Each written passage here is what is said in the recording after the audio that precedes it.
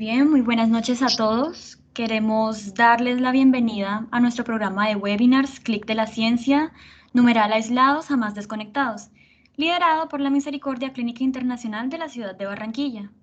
El día de hoy tendremos la conferencia titulada Desbalance químico y eléctrico en población resistente y refractaria en psiquiatría. ¿Cuándo, cómo y dónde modificar los sistemas de neurotransmisión con cirugía restaurativa funcional? Nuestro conferencista invitado es el doctor Juan Francisco Gálvez Flores. El doctor Gálvez es psiquiatra de la Pontificia Universidad Javeriana con una subespecialización en psiquiatría de enlace de la misma universidad. Tiene un Visiting Fellowship en Trastornos Afectivos en Tufts University y un Postdoctoral Fellowship en Trastornos del Ánimo con énfasis en neuroimágenes de University of Texas Health Science Center. Ha sido profesor del Departamento de Salud Mental y Psiquiatría del Hospital Universitario San Ignacio de la Universidad Javeriana y del Instituto de Envejecimiento Clínica Intellectus de la misma universidad. Es investigador afiliado del Centro de Investigaciones Clínicas y Translacional de la Misericordia Clínica Internacional. Actualmente atiende su consulta privada en la ciudad de Bogotá y se encuentra adscrito a varias instituciones universitarias como profesor en el área de psiquiatría. Doctor Gálvez, muchas gracias por aceptar nuestra invitación en la noche de hoy. Bienvenido a nuestro webinar nuevamente y le concedo la palabra. Muchísimas gracias. También agradecer por la invitación. Para mí es muy importante y especial poder transmitir algún grado de conocimiento a colegas que están también interesados en las mismas áreas.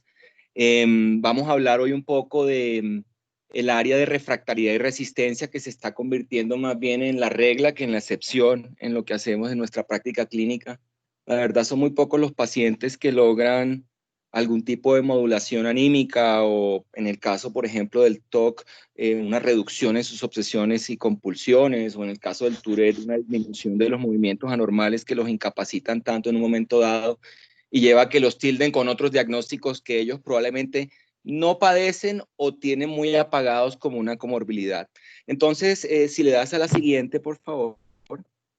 Quería aclarar que antes, porque en la anterior no lo hice, pero yo no tengo conflictos de interés que declarar de ningún tipo.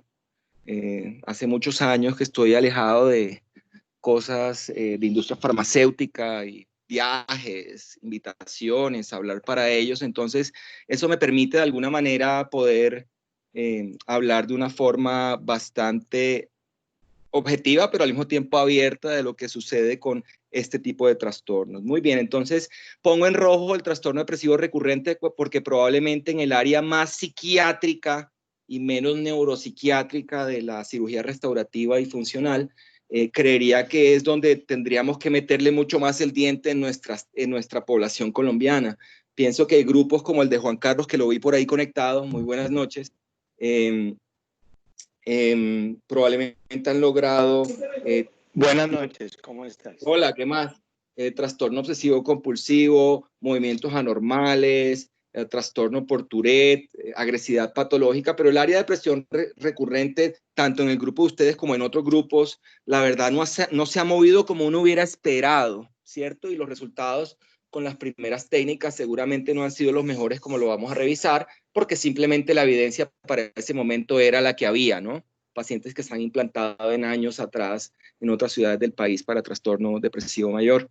Entonces vamos a revisar muy rápidamente la evidencia para las personas más interesadas y que no trabajan la materia en estas diferentes áreas que he resaltado en colores, y dejo ahí para que podamos hablar en el futuro un poco más de indicaciones que seguramente van a tomar boga en algún momento del tiempo, como son la anorexia, la obesidad, el abuso de sustancias psicoactivas y el alcohol, por lo menos en nuestro medio donde los trabajos tampoco abundan. Y me refiero medios más allá de Colombia, Latinoamérica, esta zona del mundo. Sé que hay unos grupos en México que han trabajado anorexia, pero de alguna manera no es algo que haya sido fácil de digerir con los grupos colombianos que trabajan anorexia, proponer la idea de operar los pacientes terminales. Pero bueno, ese es un tema de otra conferencia, creería yo. Si me das la siguiente, por favor.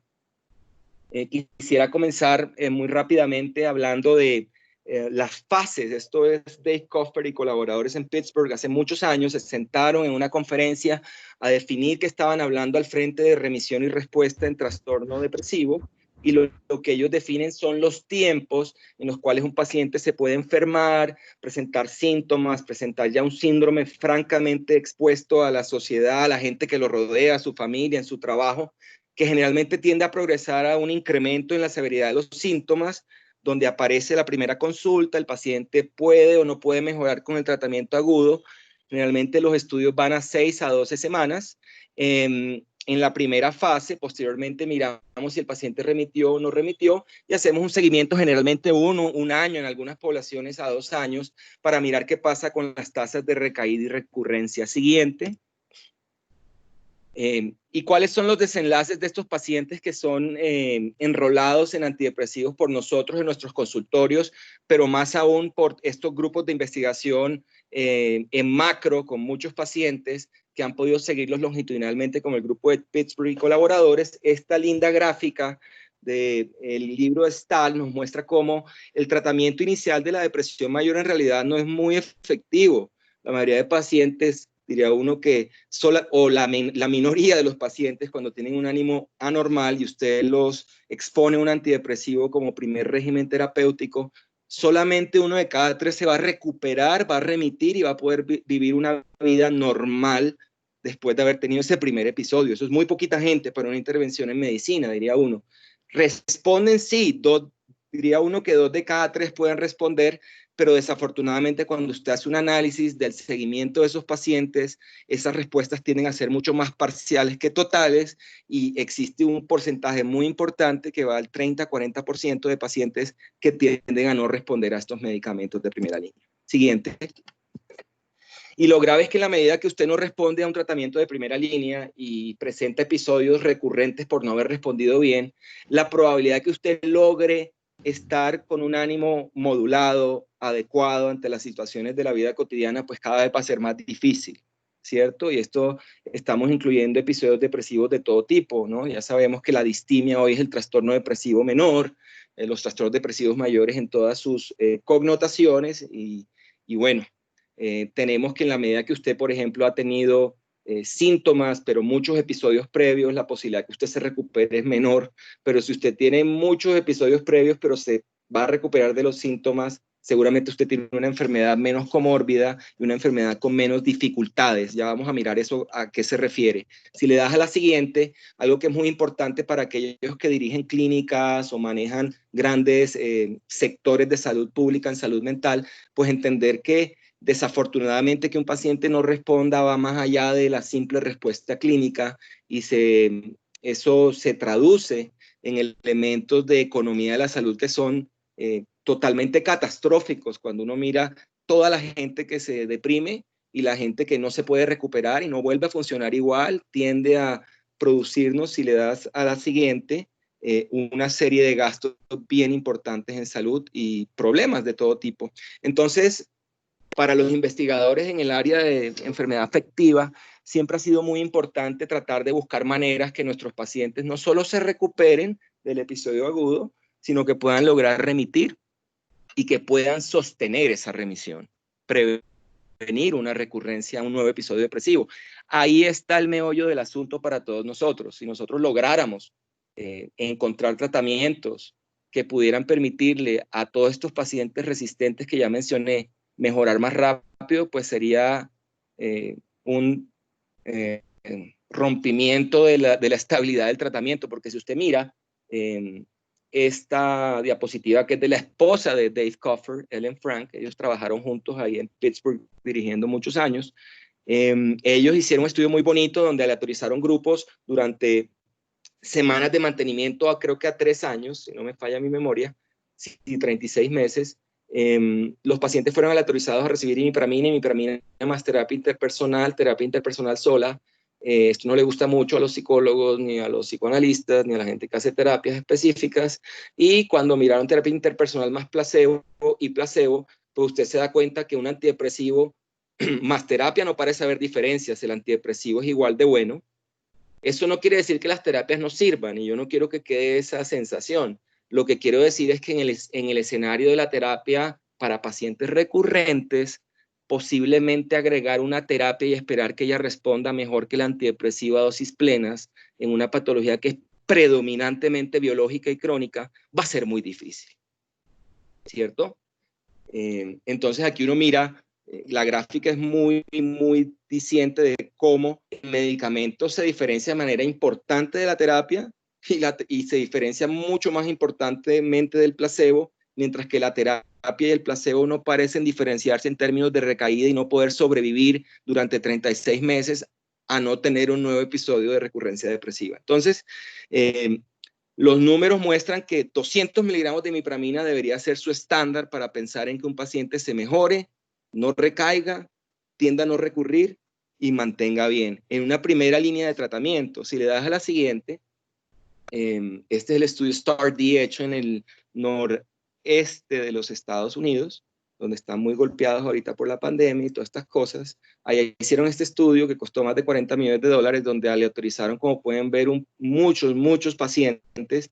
Y en el estudio que publicó Alan Rush en el American Journal of Psychiatry como medida de desenlace primaria, encontraron que 43% mejoraban en los 4 pasos de este esquema algorítmico de características naturalísticas. Desafortunadamente ese número es falso. Cuando usted hace un análisis de intención a tratar, haciendo un reanálisis de la información paso por paso, lo que encontramos es que la tasa de remisión tiende a ser alrededor del 30%, muy parecido a lo que decían Cuffer y colaboradores hace más de 30 años o 29 años. Entonces, para todos nosotros fue muy decepcionante ver esto, porque dice que las primeras líneas de tratamiento para enfermedad depresiva parecen no funcionar muy bien, parece ser como tirar una moneda, inclusive peor, porque solo 1 de cada 3 se mejoraría en ese instante. Entonces uno diría, bueno, ¿qué pasó aquí? Algunos, como Nasir Gaemi, que está ahí titulado, que fue mi primer mentor en Boston, analizar la prueba, él dice que la gente que fue enrolada aquí no tenía depresión mayor, que por eso fue que no respondieron también a los antidepresivos en primera línea, y eso lleva a que el estudio pues sea bastante fallido y que los resultados reales hablen de un 28% de remisión, y si usted tiene componentes de ansiedad importantes en la resistencia, ese número puede bajar a menos de 15%, a 14%.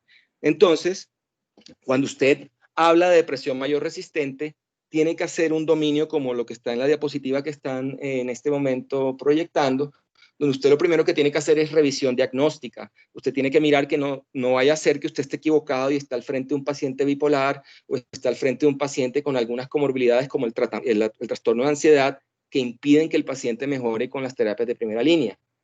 Siempre hemos dicho los bipolarólogos que la mitad de la resistencia está asociada a bipolaridad y la otra mitad de la resistencia generalmente está asociada a comorbilidades médicas. Pero hay que decir que la enfermedad depresiva mayor resistente real, pura, existe. Se calcula que 1 a 3% de los pacientes tendrían este tipo de cuadros clínicos que no responden a terapias de primera línea. En la refractaria, que no responden desde ninguna perspectiva. Hay que revisar los tratamientos farmacológicos, hay que revisar la dosificación. Obviamente ahí puede haber errores, no todos son farmacólogos, hay psiquiatras que hacen otras cosas que son igual de valiosas. Severidad de episodios depresivos, hay que evaluar si hay intentos suicidas, si hay intentos suicidas en la familia, si hay consumo de sustancias, si la depresión es más atípica, para poderse acercar a un diagnóstico de enfermedad bipolar más cercano, que puede ser la causa de la refractariedad al antidepresivo o inclusive al empeoramiento si el paciente cicla rápidamente. La adherencia. En psiquiatría la adherencia es un problema. Uno diría que la mitad de los pacientes no hacen lo que uno les dice y eso puede aumentar en algunas poblaciones específicas. Y finalmente, ¿cuánto tiempo usted le dio el antidepresivo? Como mostré, mínimo 1 año de todo el curso es lo necesario para uno poder evaluar muy bien diagnóstico, pronóstico y futuro de nuestros pacientes. Siguiente. Entonces, una vez usted habla de tratamientos de primera línea, tendría que pensar cuáles son sus líneas de evidencia de mejor calidad para su segunda línea. El STAR-D mostró que la segunda línea de mejor calidad era agregar hormona tiroidea. Sin embargo, los estudios que hablan de eso hablan más para patología bipolar y hablan más para aceleramiento de respuestas antidepresivas. Entonces no sabemos si lo que se midió como una mejoría fue un aceleramiento de la respuesta inicial. Eso no quedó muy claro en el análisis. Lo que sí es claro en los diferentes estudios que estoy proyectando acá en este metaanálisis, publicado por Georgi Papakostas de Harvard Medical School, son todos los estudios con antipsicóticos atípicos hasta la fecha, 2007, asociados a terapias con inhibidores selectivos de recaptura de serotonina. Este metaanálisis es muy valioso porque le muestra a usted estadísticamente que estas drogas combinadas con un antidepresivo probablemente van a ayudar a su paciente a salir de ese dominio de resistencia. No sabemos si a remitir, pero sí por lo menos a salir de esa primera fase de resistencia que sabemos que es mucho más frecuente que lo que los estudios sin adecuado control estadístico nos tienden a decir. Siguiente. Las cosas han cambiado y antes, después de eso hablábamos de litio, pero hay que decir que el litio, la evidencia tiene más que ver para pacientes que eran bipolares ocultos que para los pacientes depresivos recurrentes. Hay estudios, sirve, pero es una droga que probablemente es de tercera y cuarta línea por las dificultades que tiene en el manejo del paciente, mucho más en nuestro sistema. Diferente si el paciente usted lo va a ver cada 10, 15 días, y va a hacer un seguimiento longitudinal, su paciente se adhiere, viene, usted puede hacer medición de nefrotoxicidad y todo, pero es complicado. Y la evidencia no es más sólida que la de ketamina. Resulta que la ketamina, una droga anestésica utilizada hace mucho tiempo, abusada con fines recreativos, ha sido estudiada de manera extensa por los grupos del NIMH en Estados Unidos, donde había una autora colombiana, Nancy Díaz Granados, quien estuvo involucrada en los primeros estudios en pacientes con depresiones mayores resistentes y pacientes con enfermedad bipolar. Como pueden ver en las gráficas de este metaanálisis con múltiples mediciones, la droga se comporta muy bien en diferentes dominios de amplio espectro en el paciente con depresión resistente. Independiente si usted le va a poner choques o no le va a poner choques, la ketamina ayuda. Ayuda más, mire, en los pacientes que no están recibiendo terapia electroconvulsiva que en los que sí la reciben. Usted también ve ahí que en pacientes tanto bipolares como con depresión mayor, usted encuentra una respuesta. Encuentra respuestas independientes si el paciente ha sido resistente o no ha sido resistente a la terapia, independiente si el paciente es naif o ingenuo a la droga o al psicofármaco o ha sido expuesto previamente a un psicofármaco. Entonces, usted empieza a encontrar información que le dice que la ketamina en algún momento tendrá que estar en el escenario del manejo de la depresión refractaria como una de las líneas de primera para agregarle un antidepresivo o a una combinación de antidepresivos con antipsicóticos atípicos. Siguiente.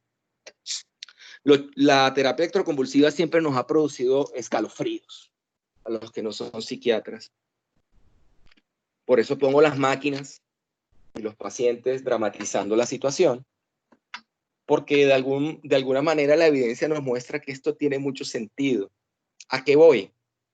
Rescato la terapia electroconvulsiva como una gran estrategia para pacientes muy difíciles en la adherencia, en el manejo, con familias que no ayudan, con recaídas múltiples. Pues la terapia electroconvulsiva y el mantenimiento con la misma se puede convertir en una terapia interesante en psiquiatría.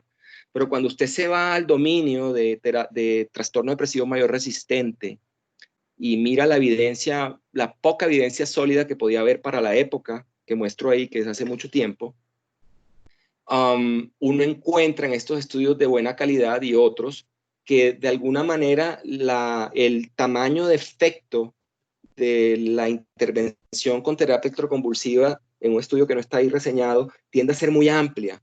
Mientras usted puede tener respuestas de 0.3 en algunas poblaciones, usted puede tener tamaños del efecto de 0.8 y 0.9 en otras poblaciones. Entonces, eso nos hace pensar que muchos pacientes son llevados como a ciencia ciega al choque. ¿Sí me entienden? Los que de pronto han trabajado en salud mental o manejan pacientes de estas características saben que la terapia electroconvulsiva se ha convertido en una estrategia de última línea para pacientes demasiado severos. Ahora, el paciente con depresión, ¿cuándo le pondríamos terapia electroconvulsiva? Hombre, si está inminentemente suicida y no hay cómo contenerlo de otra forma, es una de las formas con las cuales podemos bajar ideación suicida muy rápido. Generalmente se lleva el paciente, se anestesia, se pone la terapia electroconvulsiva, el paciente está mejor después de un tiempo. Afortunadamente para nosotros, la ketamina ha demostrado, y no lo traigo hoy por cuestiones de tiempo y porque no es la conferencia, efectos sobre los elementos ansiosos y sobre los elementos suicidas en estas poblaciones de las que hablé en la diapositiva anterior, que parecen ser muy interesantes como un breakthrough, como una terapia innovadora en los pacientes que tienen ideación suicida inminente y que usted la debe parar muy rápido. Los estudios hablan de 100, 120 minutos y reducción absoluta de la actividad suicida en el paciente que llega a urgencias. Aquí lo que usted ve es que la farmacoterapia sirve en los que son pseudoresistentes, perdón, el TCAR sirve realmente y da un efecto mágico en aquellos que traían de alguna manera una farmacoterapia subóptima cuando fueron llevados a los choques. Es ahí donde vemos los milagros de la psiquiatría. Pero si el paciente ha hecho un algoritmo juicioso, 200 miligramos de mipramina o equivalentes, combinaciones de antidepresivos más antipsicótico atípico, agregarle litio o hormona tiroidea a eso, y usted no ve una respuesta, probablemente al poner el TCAR la respuesta aguda podrá estar, pero finalmente se va a ir perdiendo en el tiempo la posibilidad de no ser un paciente resistente. Siguiente. Entonces uno hablaría de los metaanálisis actuales en neuroestimulación. Este es un trabajo bastante reciente, donde en el British Medical Journal se publicó este metaanálisis de redes, donde usted encuentra que para el trastorno depresivo mayor hubo dos medidas muy sólidas, una de eficacia y una de descontinuación, donde usted encuentra que la estimulación magnética transcraniana repetitiva de alta frecuencia, generalmente sobre el lóbulo frontal izquierdo, en estos casos en particular, parece ser la terapia no invasiva que más sirve, mucho más que dar terapia electroconvulsiva bifrontal, mucho más que la corriente directa, que es una nueva técnica desarrollada en Brasil y ya instaurada en muchos países. Andrea Bunoni es el autor de este papel, comparando eso con antidepresivos, y le va bastante bien. Para los que no saben, es una técnica muy sencilla que a usted le ponen corriente. Para los que hemos vivido en Barranquilla, allá en el 84, que pasaba el señor con la electricidad y uno lo cogía de chiquito y le pasaba a uno corriente, algo similar pero muy leve durante varios días de la semana, y la gente se mejora de la depresión sin tomar antidepresivos, o mejora si están tomando antidepresivos. Es algo que acá no ha empezado hasta donde yo tengo entendido, no he oído pacientes tratados con esto, pero pues allá se considera una terapia muy fácil, y la gente pues la utiliza, y ahí está marcada como una de las terapias que podría prometer en estas áreas. Entonces ahí podemos decantar muchas de las intervenciones que tenemos para depresión mayor resistente o refractaria. Si quieres, le das a la siguiente. Por lo tanto, ha tocado con el advenimiento de los estudios metaanalíticos de la ketamina, nos ha tocado esa famosa diapositiva de Michael Pace y de Alan Rush del 2006 de refractariedad. Ha tocado darle unos retoques, modificarla un poco a la actualidad, y entonces esto es lo que yo manejaría en el caso de un paciente refractario para poder pensar que es un candidato para una cirugía restaurativa. Puede que suceda que en unos años encontremos que no tiene que pasar por todos estos pasos como está sucediendo con ketamina, pero aún no tenemos eso. Primero, el estadio 0 es la pseudoresistencia, que ya la mencioné en la diapositiva de terapia electroconvulsiva. El primer estadio sería ese estadio de imipramina o equivalentes, todos esos antidepresivos, durante el tiempo suficiente a las dosis adecuadas. Si no hay respuesta, el paso 2 sería potenciar con alguna de las que ya mencioné: litio, antipsicóticos atípicos, T3, la motrigina como neuromodulador, modafinilo como promotor de vigilia y manejo de síntomas de fatiga, y el pramipexol, que también tiene algunos estudios tanto en depresión unipolar como en depresión bipolar como potenciador adicional. Usted tendría una fase 2A donde usted eventualmente podría combinar antidepresivos, tomar ese primer antidepresivo y combinar, en vez de agregar una de estas drogas, combinar dos antidepresivos en la segunda fase. Si eso no le mejora en la fase 3, usted tendría que combinar estas tres estrategias farmacológicas, probablemente utilizar los dos antidepresivos con dos terapias de potenciación para lograr que su paciente mejore. Por ejemplo, un paciente con depresión bien resistente y refractaria que esté tomando escitalopram, mirtazapina, hormona tiroidea y litio. O un paciente que esté tomando esos dos antidepresivos con quetiapina y modafinilo para que no se duerma y se active un poco. Ese sería el nivel 3, ¿no?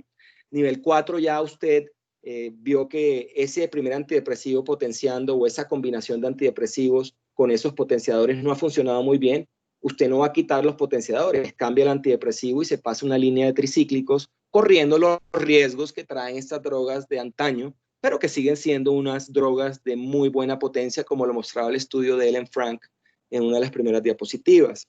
Cuando ya esa fase de imipramina 200 miligramos día se ha quemado y con otras, usted tendría que pensar en otras combinaciones que no ha utilizado con todo lo anterior.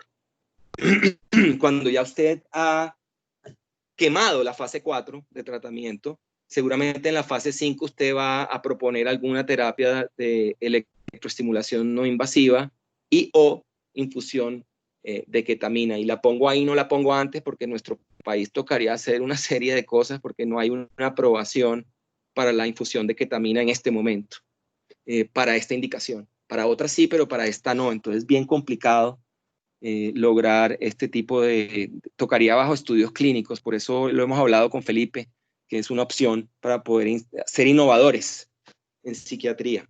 Muy bien.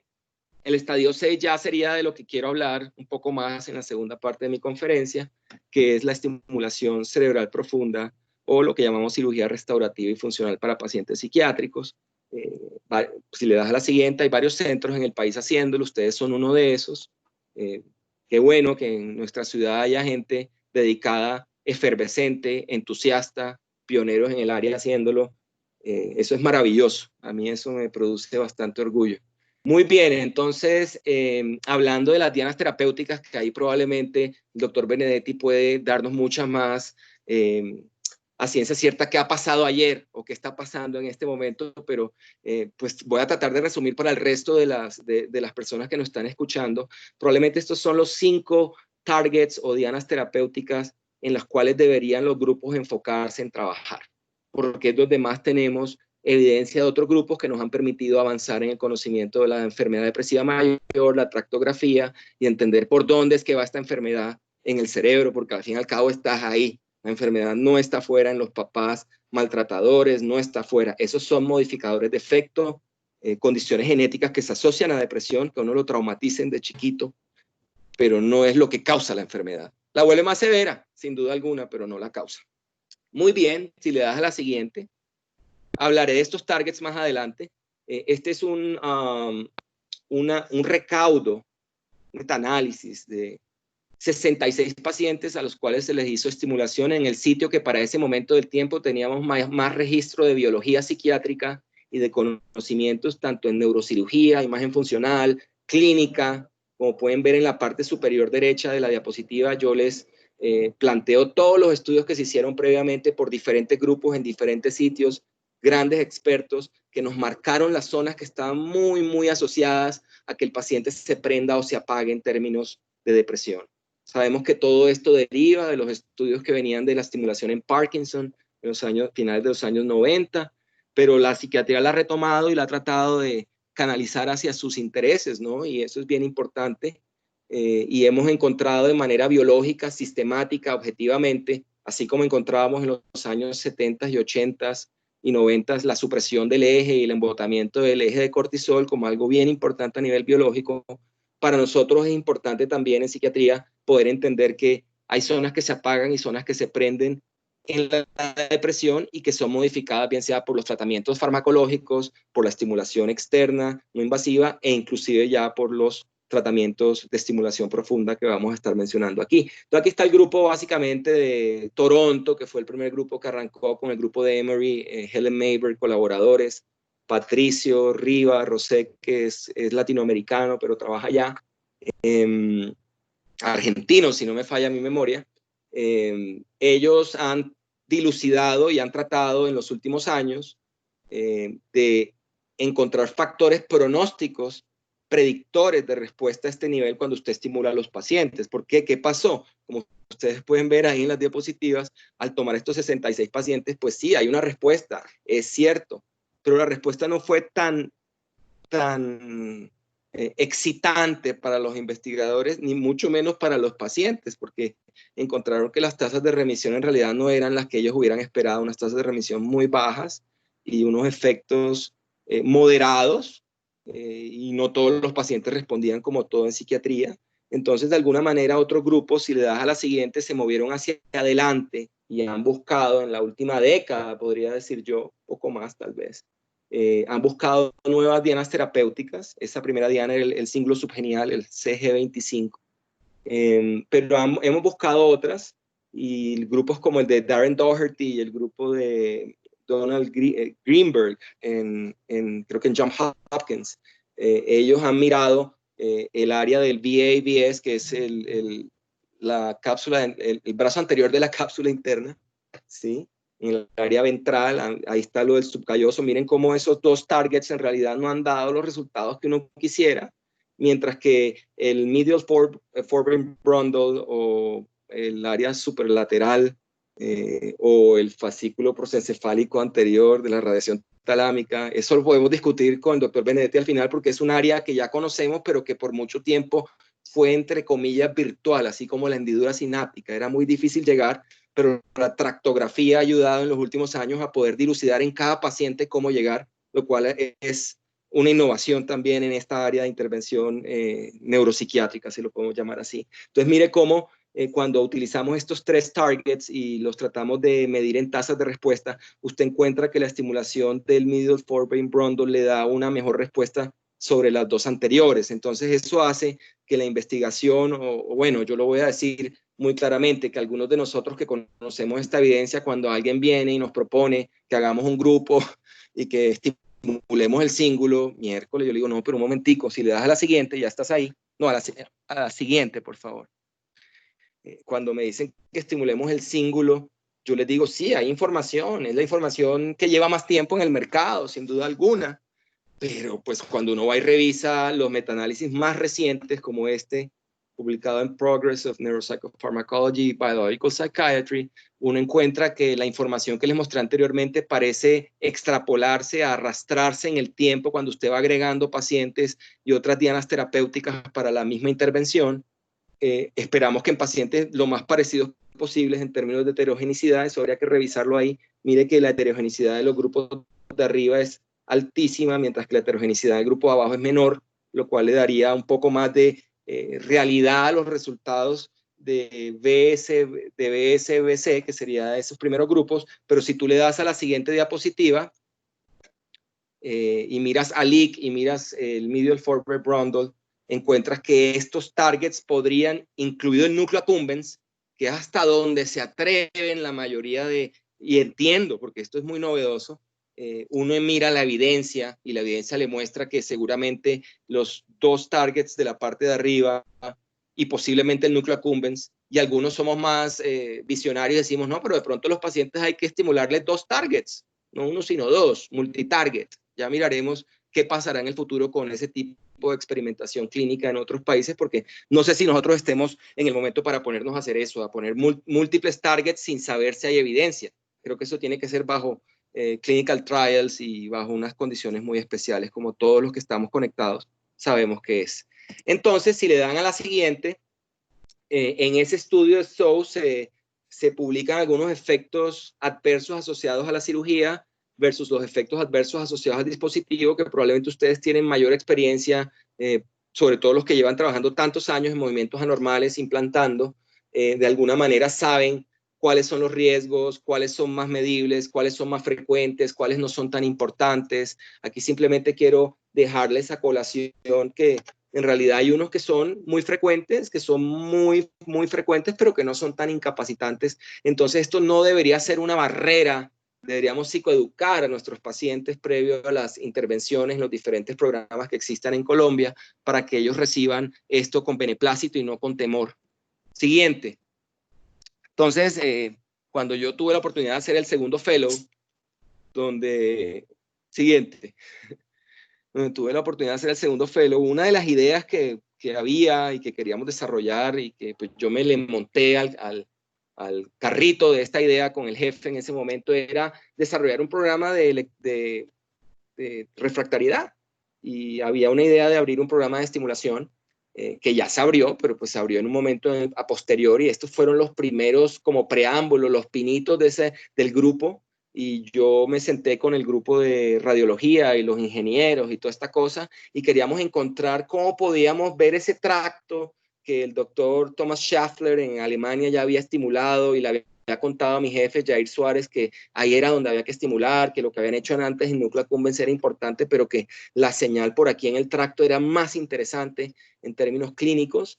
Entonces, pues empezó el grupo a trabajar y a mí se me asignó pues la revisión de todo este tema y fuimos un poco más allá en la revisión y nos fuimos y diagramamos esto para el año 2015, que pues Volker Konen ya estaba trabajando muchísimo y todos los grupos estaban andando, pero en realidad no había mucha información de ese tracto para esa época, hay mucha más ahora. Si le das a la siguiente, digamos que el pionero en el área, en términos de neurocirugía, ya haciéndolo como tal, con el grupo de Schaffler y colaboradores también, empezaron a estimular esta zona, este tracto, como se puede ver ahí en las gráficas, y ya han encontrado algunos aspectos semiológicos que les hablan a ellos de estar tocando las zonas que nos interesa tocar para producir respuestas terapéuticas y estimular de manera muy efectiva y precisa. En el tiempo, obviamente, porque como todos sabemos, nuestros pacientes que son estimulados requieren un tiempo de calibración, ojalá sea el menos posible, pero todo el mundo requiere adaptación a nuevas situaciones, no son estos pacientes la excepción. Entonces usted ve ahí cómo hay una versión, una endotropía, si estuviéramos hablando de oftalmología, hacia el interior, ¿no? El paciente empieza a tener hacia el canto interno el movimiento de su ojo. Una vez usted llega, toca esas fibras y ojalá el neurocirujano que esté a cargo pueda fijarlas ahí y producir una respuesta de estimulación futura excelente para el paciente. Si quieres, vamos a cambiar los embragues y vamos a pasar a hablar un poco más de otros trastornos muy rápidamente, si le das a la siguiente, para después mirar el protocolo básico para todos, ¿no? Porque la idea no era solo quedarnos en depresión, pero sí quería hacer mucho énfasis, porque ahí es donde tendríamos que innovar y empezar a trabajar mucho más. Sé que el grupo de Juan hace mucho trabajo en el área de TOC y de movimientos anormales y están ahí trabajando cada vez más. Pero habría áreas del espectro obsesivo compulsivo que tendrían que ser de nuestro interés.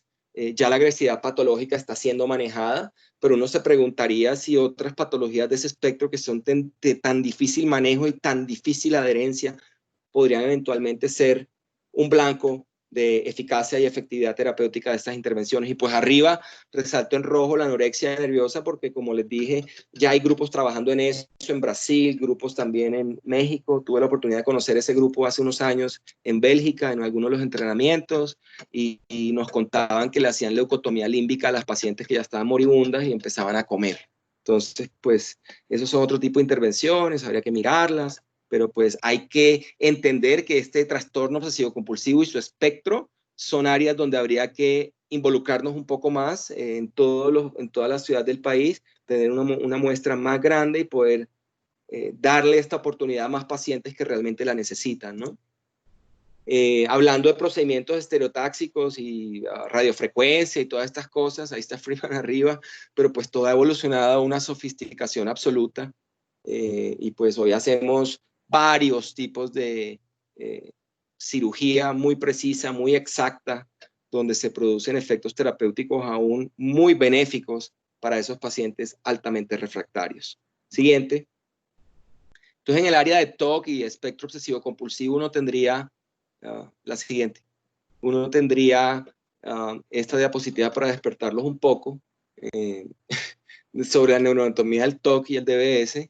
Estas serían las regiones de interés y vamos a hablar solo de TOC. Ahora, entendimos muy bien en esos cursos que cuando hay mucha comorbilidad con el TOC, usted va a tener que estimular estas zonas, pero de forma bilateral, ¿no? Entonces, se ve una cirugía no más compleja, pero sí más engorrosa, más costosa, más larga, que podría eventualmente requerir más experticias en la calibración de los registros y en el estimulador.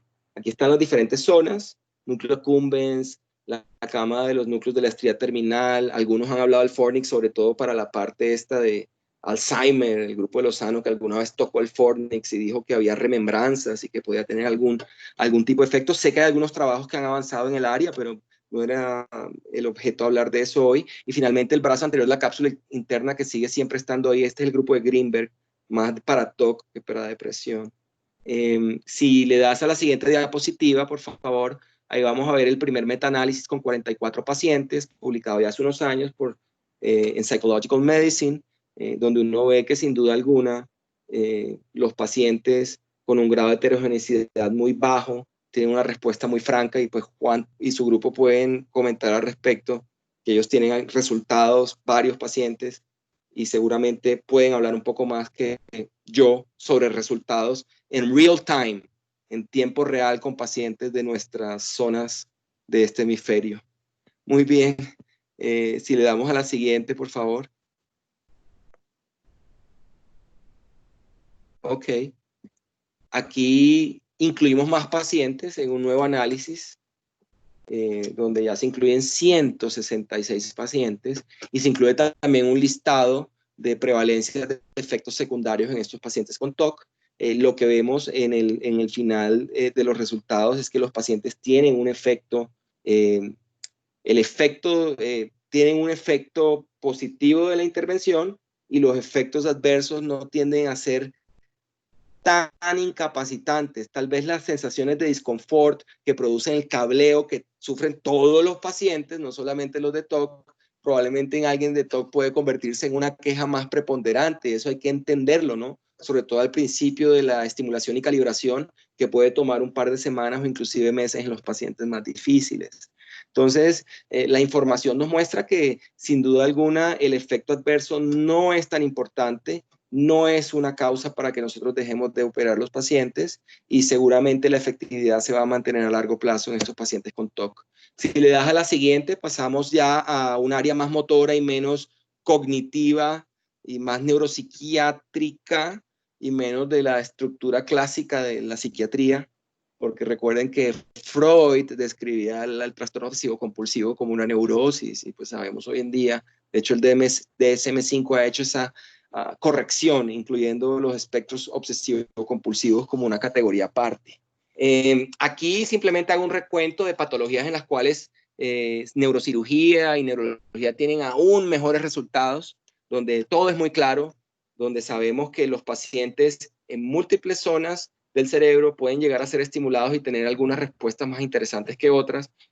Sabemos que los globos pálidos internos parecen responder muy bien, pero hay gente que también lo ha hecho más externo y le ha ido como bien. En general, el 50% de la gente que estimulan, que es refractaria a todos los tratamientos que utilizamos en Tourette, como benzodiazepinas, antipsicóticos atípicos, etcétera, etcétera, etcétera, otro tipo de drogas ya más neurológicas, pues que la mitad de nuestros pacientes o más de la mitad no respondan a las intervenciones que vamos a llevar a cabo, pues eso es un éxito terapéutico que no puede negarlo nadie, ¿no? Y en tiempo real seguramente es más interesante vivirlo y sentirlo con los pacientes cuando uno hace parte de esos grupos interdisciplinarios. Si le das a la siguiente, hablaríamos un poco de DBS y zonas hipotalámicas y diferentes zonas hipotalámicas que pueden eventualmente ser estimuladas o ser también estimuladas por estimulaciones en otras zonas, ¿no? Entonces es bien interesante como para ustedes en neurocirugía la anatomía del hipotálamo para la estimulación es fundamental entenderla, conocerla, digerirla, no sé qué otras palabras podría uno poner ahí de adjetivos, y hoy en día poderla tractear, poder entender, poder saber qué fibras pasan, no pasan, qué núcleos pueden estar involucrados o no involucrados en esa zona que van ustedes a estimular. Y entonces cuando hemos podido avanzar en el conocimiento del cerebro hasta estos puntos tan profundos, tenemos información muy interesante de diferentes zonas que usted podría eventualmente estimular, ¿no? Entonces mire cómo diferentes núcleos o zonas o divisiones del hipotálamo le van a usted a determinar diferentes respuestas, no solo de tipo neuropsiquiátrico, sino también de tipo autonómicas, de regulación de actividades básicas, como comer, como bajar de peso, como subir, y bueno, algunas intervenciones en la parte de anorexia y estas cosas bulímicas seguramente también tendrán que ver con intervenciones a este nivel, porque todas esas patologías tienen componentes neuroendocrinos bien, bien interesantes. En la parte inferior, en la segunda tabla, usted ve lo que hemos podido recolectar de literatura sobre trastornos comportamentales. Y pues ahí vemos muchos autores conocidos como el doctor Francini, como Amani, y algunos de los grupos colombianos tienen mucha experiencia en esta área porque como los pacientes textualmente podrían matar a sus seres queridos, pues estos son pacientes que llegan y requieren la cirugía y les han hecho otras cosas y no les ha ido muy bien, y muchos de ellos las EPS no encuentran otra forma de mantenerlos quietos sino llevándolos hasta este punto necesario de tratamiento. en muchos de estos pacientes que son estimulados a este nivel, ¿no? Entonces, este es un área que ya está desarrollada en nuestro país, que vienen haciéndose pacientes o estimulándose pacientes, operándose pacientes y siguiéndose. El grupo doctor Espinosa y colaboradores en su tiempo con la doctora Tuesta aportaron algunos pacientes del área de retardo mental ya en adultos jóvenes para ser estimulados y pues a algunos les fue bien, otros no les fue tan bien. Los resultados no son tan diáfanos como por ejemplo con el Tourette, ¿no? Obviamente eso depende de muchos factores más allá de la conducta del procedimiento per se. Siguiente. Aquí están como los efectos que que encontraron en los reportes de casos y que probablemente no eran los esperados al hacer estimulaciones en diferentes zonas del hipotálamo. Entonces, simplemente las dejo ahí para aquellos que quieran revisar la presentación en algún momento, pero es bien importante para nosotros en psiquiatría cómo las estimulaciones de estos núcleos en particular tienen que ver mucho con el disparamiento, la asociación, el incremento o amplificación de síntomas de ansiedad tipo pánico, no tipo TOC, en pacientes que inicialmente iban a ser estimulados para agresividad patológica u otras patologías cuyas dianas terapéuticas son el hipotálamo. Aquí ya para terminar, hacer la siguiente diapositiva, antes de hablar del protocolo en los últimos 3 o 4 minutos, mostrar que ya hay protocolos, ya hay una coherencia, ya hay un entendimiento de cómo es el funcionamiento, la interconexión eléctrica y química de las diferentes zonas que están involucradas en la fisiopatología neurobiológica de la anorexia, ¿no? Muchos hablan de otras formas de explicarla, pero en estos pacientes que tienen enfermedades nuevamente de inicio temprano, muy biológicamente predeterminadas, que no han respondido a las diferentes terapias que muestran ser exitosas en esta población de pacientes, seguramente este modelo neurobiológico es el que vamos a tener que implementar en el futuro para poder ayudar a estas personas a tener una calidad y un bienestar de vida mucho mejor que el que han llevado, ¿no? Entonces, usted ve aquí como en el shell del núcleo accumbens, en el núcleo accumbens per se, en zonas laterales del hipotálamo, en zonas ventromediales, que son las que hablamos que pueden producir un poquito de pánico, para obesidad, ¿no? Y para binge eating o trastorno por atracones, también vemos estudios en el corvo, en el shell del núcleo accumbens, en áreas laterales y también ventromediales, y obviamente para anorexia vemos otro tipo de núcleos, pero también estos que he mencionado. Entonces, creo que en estas áreas todavía nos falta explorar mucho más, creo que hemos avanzado mucho. Pienso que la psiquiatría se mueve hacia adelante en estos últimos 10 años, mucho más de lo que se movió en los últimos 100, y gran parte de esto tiene que ver con los aportes de la medicina basada en la evidencia, sin duda alguna, pero la biología psiquiátrica y toda su extrapolación terapéutica de estas técnicas nuevas que podemos trabajar interdisciplinariamente, pues se convierte en un escenario espectacular para investigar, para ver respuestas que algunos llamarían mágicas, milagrosas en la medicina y que seguramente nos van a aportar bienestar a todos, en toda nuestra sociedad, no solo a los grupos que lo hacemos, sino poder ayudar a gente con depresión, que es una patología que en países desarrollados va a afectar número 1 después de todo lo que está pasando, sin duda alguna. Ya estaba ahí peleando con cardiovascular y diabetes, ni hablar en nuestros países que van a tener unas situaciones económicas devastadoras, pues seguramente estar muy pendiente de estos pacientes que se deprimen y no van a mejorar va a ayudar a que nuestra sociedad funcione un poco mejor. Entonces, si nos vamos ya a la practicidad, en la siguiente diapositiva, ya haciendo un recuento de toda esta evidencia que he revisado muy rápidamente, es de años, esta evidencia que acabamos de revisar en minutos. Este sería el protocolo que yo propondría en cualquier sitio donde yo me involucrara nuevamente de manera real, en tiempo real, no en tiempos virtuales, que es lo que me pasa. Y no hablo de esta conferencia, hablo de otras situaciones, donde hemos hecho todo, pero nunca hemos operado a un paciente.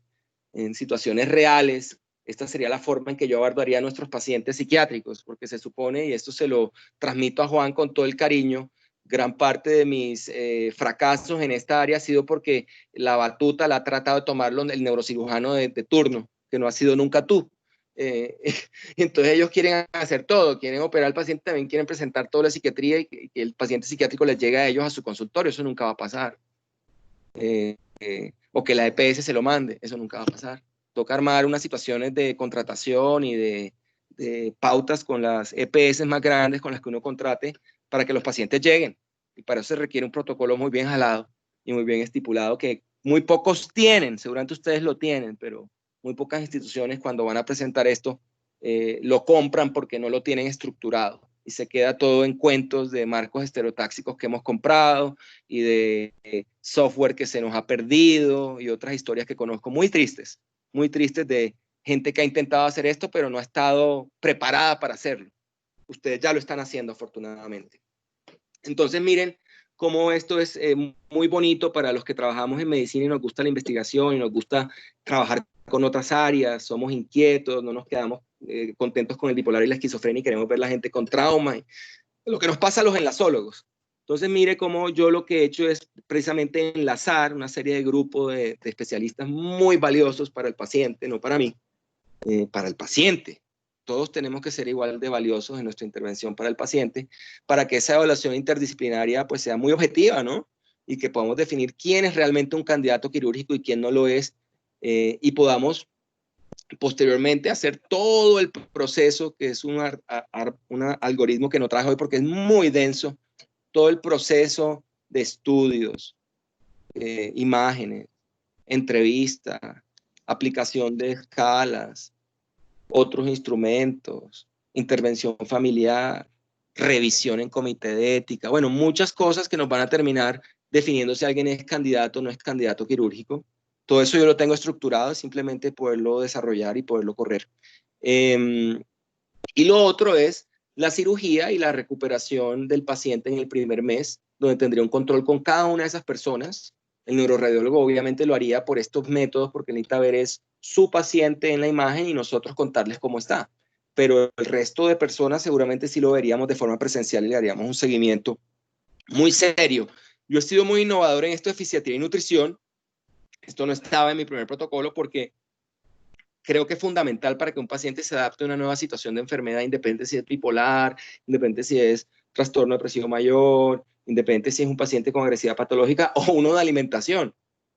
Creo que la parte de rehabilitación física postoperatoria es fundamental. Y ni hablar de cómo el paciente se va a nutrir de ahí en adelante en su vida, qué tipo de conductas va a desempeñar de ahí en adelante, cómo va a dormir, qué ciclos circadianos tiene, la cronobiología, cómo ha mejorado, bueno, un poco de cosas que son de mucha importancia y que a veces se van diluyendo en la medida que los pacientes son estimulados en diferentes áreas de la neuropsiquiatría. Ok, entonces, si le das a la siguiente, ahí lo muestro de una manera mucho más explícita. Después que el paciente está operado, usted hace un seguimiento postoperatorio agudo de 1 a 3 meses, ¿sí? Donde usted va a evaluar y al tercer mes, durante esa franja de tiempo, usted va a volver a aplicar esos instrumentos de medición psicométrica que yo he determinado para las patologías que operaríamos, y usted va a determinar qué tanta mejoría hay desde la perspectiva mía, y obviamente neurología aplicaría sus escalas si es que hay que aplicarlas, neurocirugía aplicaría sus protocolos, programación también, y obviamente el control postoperatorio que seguramente en la parte aguda llegaría hasta el tercer mes. Yo no creo que haya que verlo en términos de la cirugía después del tercer mes, a no ser que se presente una complicación tardía que son más bien raras. Tiene que ser que el paciente esté inmunosuprimido o alguna cosa para que se infecte eso y toque retirarlo más adelante. No sé, Juan podrá ahora hablar un poco más de la experiencia que ustedes tienen allá. Y finalmente el seguimiento, que lo hacemos a 5 años, es un seguimiento a 5 años, así como usted le dan garantía por un carro 5 años sin mantenimientos pagos, pues usted también, nosotros como grupo tenemos que comprometernos con nuestros pacientes a que son familia y que tenemos que seguir los 5 años y que la EPS tiene que comprometerse de alguna manera u otra, permitirnos seguir los 5 años, bien sea en unos costos diferentes de ahí en adelante, pero sin duda alguna el paciente tiene que estar seguido porque es una cosa muy delicada. Esto es lo más fino que hay. Esto es como un whipple en cirugía general y pues el paciente no puede quedar ahí a la deriva con un electroestimulador, con un problema refractario terrible para él y que simplemente lo van a ver en la consulta de psiquiatría general de su EPS por allá lejos, alguien que no sabe de estimulación, y le va a cambiar a fluoxetina. Entonces eso no, seguramente no va a ayudar, no es ético, no es lo que queremos, seguramente ni los que estamos de este lado hablando, ni las personas que me están escuchando al otro lado de la línea. Por lo tanto, yo sí dejo abierto estos 10, uy, no, me tomé todo el tiempo, 10 minutos, estos 3 minutos para preguntas, aportes, o si se quieren extender unos minutos y discutir, pues yo estaría muy abierto si la gente tiene el tiempo y está dispuesta a hablar un poco más de depresión refractaria desde otra perspectiva, no desde la psiquiátrica que yo ya he expuesto. Les agradezco por estar ahí muy atentos, todos los que me escucharon, y pues estoy abierto a conversar un poquito, unos minutos. Sé que todos tienen familias al lado, pero pues si hay alguien que quiera hacer algún aporte interesante a futuro para pensar las cosas, para ir masajeando nuevas ideas para estos grupos en Barranquilla y en otras ciudades, pues maravilloso, es lo que nos interesa a todos. Muchas gracias, doctor Galvez, por esa excelente ponencia el día de hoy. Abrimos entonces el espacio por si alguien quiere socializar o si tiene algún tipo de comentario, pregunta, inquietud.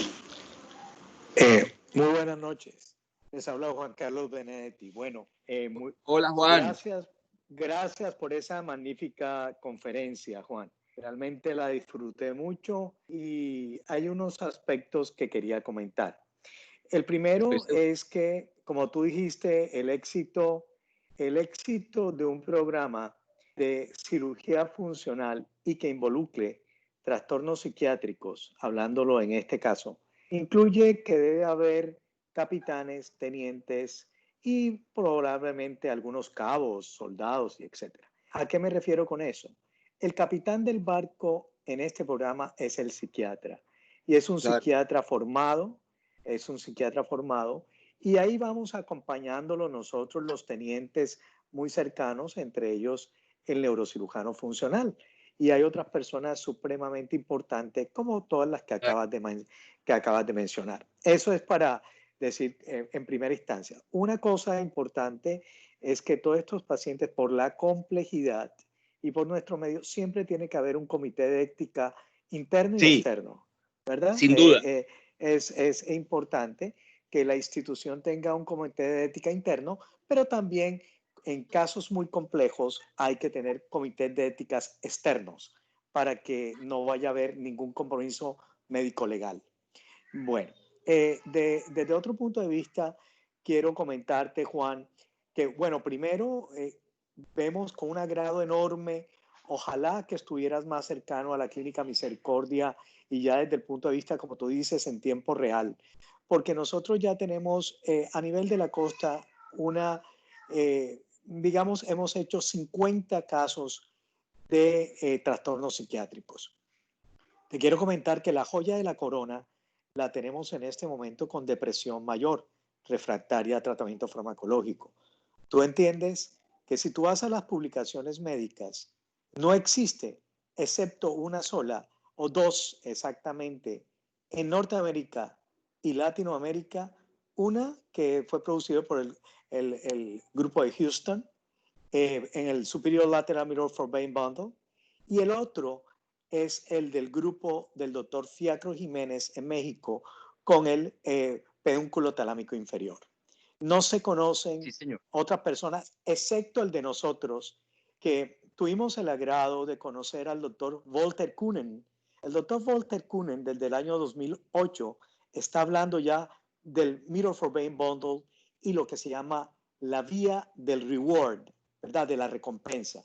Esa gran vía dopaminérgica, como tú la acabas de mostrar ahorita, que viene del tegmentum ventral anterior y que se va hacia el hipotálamo lateral y anterior y que luego coge hacia la cumbens y de la cumbens va hacia el órbito frontal y del órbito frontal y el accumbens va también hacia las amígdalas. Esa interconectividad de esa vía dopaminérgica, que es la vía de la recompensa, dio como consecuencia poder estimular una vía en tiempo real que es el Superolateral Mirror for Vein Bundle. De esos casos tenemos 3 operados. Es el único grupo en Latinoamérica y el tercero en el mundo, porque el primero está en Volter Kuhnen, que primero estuvo en Berlín y luego está en Freiburg, y luego un grupo de Houston tiene 6 pacientes, Volter Kuhnen tiene 8 y nosotros tenemos 3. Me encantaría ver, porque estamos preparando una publicación sólida del seguimiento. El primer paciente ya tiene 36 meses, el segundo paciente tiene 28 meses y el tercer paciente tiene 3 meses apenas. pero te encantaría ver Oye, maravilloso escuchar la eso. escala, Maravilloso la escuchar que escala de que Hamilton. has arrancado ahí. Imagínate que, mira, escalas de Hamilton de 21 a 23 están en 6 y 7 en este momento. Tomaban más de 3 drogas antidepresivas y otras drogas también antipsicóticas, y en este momento los pacientes están tomando una medicación antidepresiva. Entonces, mirarás que es una vía absolutamente hermosa y expedita con unos grandes resultados. No sabía, fíjate que tú estuviste tan involucrado en el Mirror for Brain Bundle, que es en este momento la joya de la corona para depresión mayor De, de, refractaria.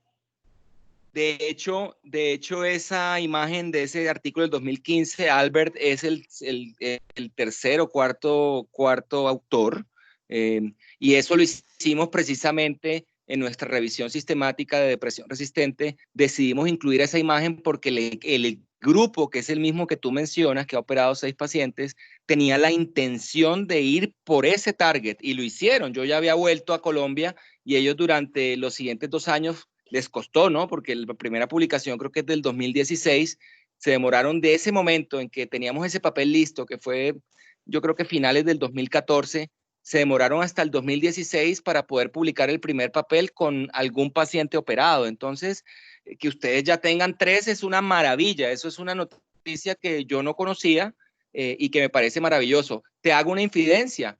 En otros grupos que hemos tratado de abrir esto, pero está muy crudo, muy crudo, y yo me voy cansando cuando las cosas no se cocinan.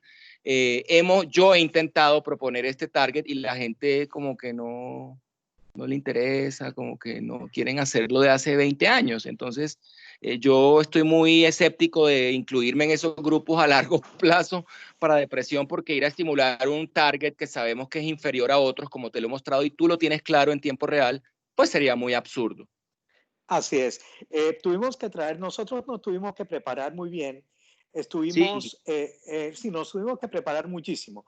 Primero tuvimos que trabajar con los ingenieros de la Siemens para que pudiéramos tener un muy buen protocolo de tractografía de 64 canales en un 3 Teslas. Fue lo primero. Lo segundo, tienes que tener un software muy bueno para poder, primero, sembrar las semillas, producir la tractografía y cocientes anisotrópicos, y posteriormente hallar y denudar el fascículo. Entonces, esto necesita experticia y la aprendimos un poco visitando al doctor Kuhnen en Freiburg. Entonces nos tomó el primer paciente, fue muy lindo porque nos hizo madurar la tractografía y nuestra experticia sobre imágenes funcionales, que es otra cosa diferente. Esto es otro nivel. Esto es otro nivel de experticia, porque no son núcleos, sino son tractos. Ahora, lo más importante, quería hacer ya una pequeña comentario sobre por el TOC. El TOC, nosotros tenemos 4 casos operados en el lecho de la estría terminales, que es sí. el blanco del doctor Newton. También Yes. tuvimos la oportunidad de ir a Bélgica también hace mucho tiempo, y el primer caso lo hicimos nosotros en el 2014. Tenemos solamente 4 casos operados. Te puedo comentar que 2 van muy bien, 2 van muy mal. Entonces, Muy y mal es que no teniendo hubo en cuenta, efecto. Muy mal entonces es que no sí, hubo efecto. muy mal es que realmente no tuvimos realmente un efecto muy importante, pero 2 pacientes magníficos. Entonces, tenemos que tener un poquito de serie un poquito más grande. Creo que tenemos que depurar un poquito más esas comorbilidades. Como tú decías, cuando no se Sí. escogen bien los pacientes y aparecen otras comorbilidades, no tenemos buenos resultados. Ok, mira, tú Eh, la tienes clara en los tuyos, que si hay mucha sí, sí, comodidad, sí. Así es. independiente de estimular bilateralmente, puede que no tengas una respuesta adecuada, ¿no? Así es, completamente de acuerdo. Y tenemos 7 pacientes operados de Gilles de la Tourette, muy buena respuesta en el aspecto posteroventral del globo pálido interno. Tenemos Ok. nuestros grandes resquemores con el centromediano y parafascicular talámico, porque hicimos un caso y nos hizo una agresividad severísima y lo viramos hacia el globo pálido interno, y el Mejoró. paciente tuvo un excelente resultado. Tenemos también 3 pacientes operados tenemos 3 pacientes operados en el accumbens y sobre todo tenemos un paciente ya hecho de adicción. Esperamos a ver qué ha pasado. Lo implantamos en el accumbens, tuvo que ser sometido a un comité interno y externo. Vamos a ver qué va a pasar. Y tenemos nuestro gran mazo de pacientes, que son 31 pacientes operados de agresividad en hipotálamo posterior. Es la serie más grande que se conoce. Está el grupo de la doctora Adriana López, que viene trabajando muy bien en Medellín, que tienen 16. Luego viene el doctor Bernal, creo que tienen 2, 3, 4 pacientes. Jairo, que hizo como unos 4 a 5 pacientes. Y bueno, y el grupo de Cali del doctor Arango, que también ha hecho algunos pacientes. Tuvimos la oportunidad de mandar nuestra casuística de 11 casos a los cuales les hicimos tractografía de 3 teslas posteriores al implante que tuvieron un buen desenlace. Los mandamos a donde Hamani en Toronto, y él en este momento va a hacer una gran publicación y nosotros aportamos 11 pacientes de ese gran número de 21. Pero bueno, en fin, ese era el comentario que te queríamos hacer. Por favor, Juan, qué maravilla tenerte. Ojalá te tuviéramos más cerca porque realmente personas como tú las necesitamos. Y acuérdense que ustedes son los capitanes del barco. Nosotros somos aquellos agregados a. Yo muy dichoso de poder participar del grupo de ustedes en algún momento del tiempo. Esperemos que podamos tener vía libre para no tener que llegar hasta allá en patineta, sino en otros medios más efectivos, cuando toda esta situación tan terrible que nos está afectando a todos baje y podamos mirar hacia adelante. Sin embargo, tenemos que seguir trabajando desde estas zonas de cuarentena, y que si estuviéramos en Barranquilla tampoco nos podríamos reunir.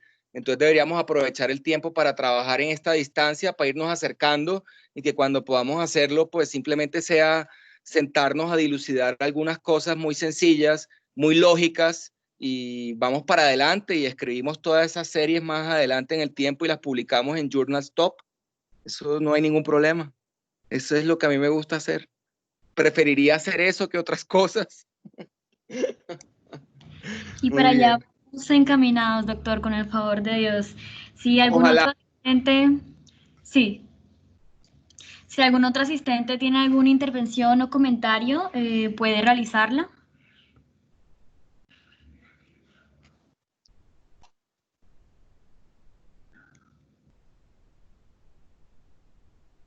Creería que cubrimos los temas de manera efervescente entre Juan y yo, entonces pienso que ya nos fuimos a unos niveles muy altos, no era la idea, pero pues la idea es que estemos hablando los mismos lenguajes todos y así podríamos avanzar hacia adelante, ¿no? Tengo que hacer Juan Francisco, Alberto. Hola, ¿quién habla? Sí, Alberto Dao, ¿cómo estás, Juan Francisco? ¿Cómo andan? Hola, ¿cómo te va? Muy bien, excelente charla, de verdad que sí, son cosas que no manejo yo, que siempre dejo a mi capitán Benedetti a cargo, pero la verdad es que es impresionante. Y con lo que hace Juan Carlos, yo pienso que más que un capitán pueden hacer un equipo perfecto ahí para navegar por esas aguas. Ojalá podamos, ojalá no me toque llegar navegando hasta allá. pero, ojalá toque llegar navegando, llegamos allá en el yate de Juan Carlos. Así es, Albert, con todo gusto. Esa me parece más lógica, Bueno, muy bien, les agradezco a todos. ¿Tienes alguna pregunta, Alberto? No, señor. La verdad es que todo está bastante claro. Le agradezco. Okay, no, dejo abierto cualquier pregunta. Brigitte tiene mis datos. Si Juan quiere ya que nos comuniquemos a otro nivel, sin duda alguna, en cualquier momento lo podemos hacer.